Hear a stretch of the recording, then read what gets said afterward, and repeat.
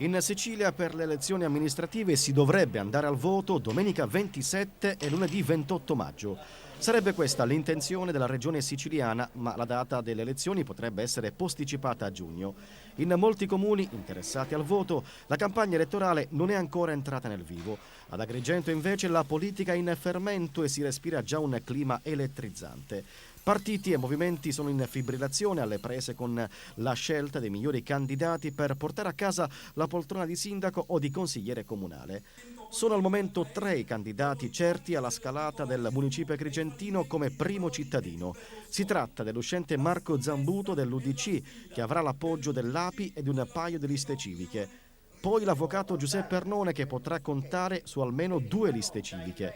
Il terzo candidato è un altro avvocato, Salvatore Pennica, che dovrebbe correre per il movimento politico Epolis. Ma vi è anche un quarto aspirante sindaco di Agrigento che sarà ufficializzato tra un paio di settimane. È Calogero Miccichè, di Sinistra Ecologia e Libertà, che potrà contare sull'appoggio di una parte della sinistra agrigentina ed in particolare di Italia dei Valori e della Federazione della Sinistra. Il capolista è Nello Amel, che punta ad essere riconfermato al Consiglio Comunale di Agrigento. L'orientamento che almeno è maturato nella base qui ad Agrigento è quello di andare insieme con Sinistra e Libertà e Federazione della Sinistra più una serie di movimenti della società civile e realizzare una presenza che potrebbe essere Agrigento per il bene comune.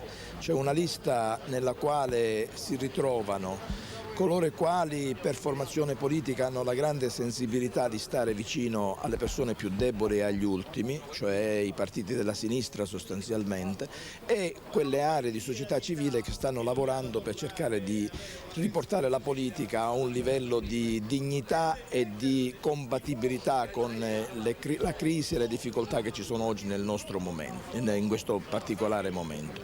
Quindi nell'arco di qualche giorno saremo in grado di decidere chi sarà il nostro candidato sindaco e probabilmente avremo una soluzione interna a queste formazioni, a questi partiti.